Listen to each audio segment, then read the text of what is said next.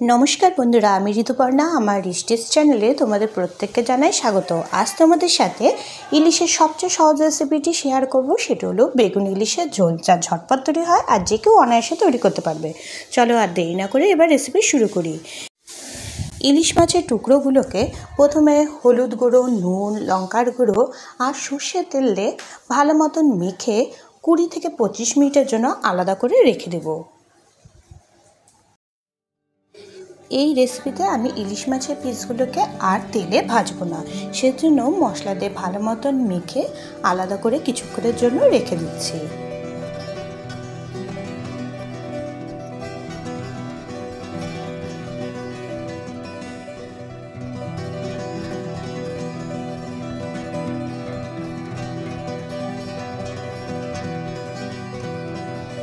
বেগুনগুলো এভাবে আমি লম্বা লম্বা করে কেটে নিয়েছি আর নিয়েছি কিছু কাঁচা লঙ্কা। এবার গ্যাস অন করে কড়াই বসিয়ে দিলাম। কড়াইতে দিয়ে দিলাম 2 কাপ পরিমাণ মতন জল।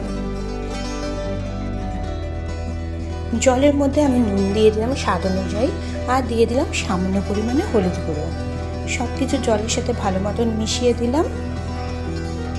এবার প্রথমে বেগুনের টুকরোগুলোকে ওর মধ্যে দিয়ে দিলাম।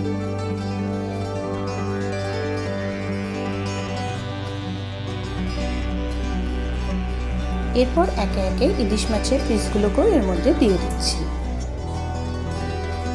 বন্ধুরা, তোমরা এই সবুজ বেগুনের জায়গায় কালো যে লম্বা বেগুনগুলো বাজারে কিনতে পাওয়া যায় সেই বেগুনগুলো টুকরো করে দিতে পারো।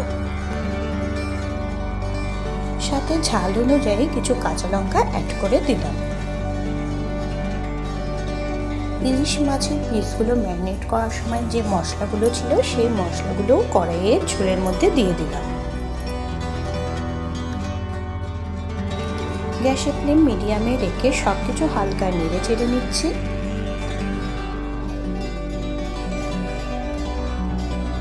ঝোল ফোটা শুরু হলে ঢেকে 6-7 মিনিটের জন্য রেখে দিচ্ছি। এই সময় গ্যাসের ফ্লেম একদম কমিয়ে নিয়েছি। এরপর কভার সরিয়ে একবার চেক করে নিচ্ছি বেগুনগুলো নরম হয়েছে কিনা। বেগুনগুলো কিন্তু ভালো মতনই নরম হয়ে এসেছে। গ্যাসের ফ্লেম লোতে রেখে ঝোল 2 মিনিটের জন্য আর একটু ফুটিয়ে নিলাম। এবার গ্যাসের ফ্লেম অফ করে দিচ্ছি। বন্ধুরা, বেগুন দিয়ে ইলিশ মাছের পাতলা ঝোল আমার তৈরি। গরম ভাতের সাথে ইলিশ মাছের বেগুন দিয়ে এই ঝোল খেতে অসাধারণ লাগে। ভিডিওটি ভালো লেগে থাকলে বন্ধুরা ফ্রেন্ডস ফ্যামিলি মাঝখানে শেয়ার করে দিও আর আমাকে কমেন্ট করে অবশ্যই জানিও তোমাদের রেসিপিটি কেমন লেগেছে। নতুন ভিউয়ারদের রিকোয়েস্ট করব চ্যানেলটিকে সাবস্ক্রাইব করে দেওয়ার জন্য, পাশে বেল আইকনটিকে ক্লিক করে দেওয়ার জন্য। সবাই খুব ভালো থেকো বন্ধুরা। আজকে ভিডিও এখানেই শেষ করছি।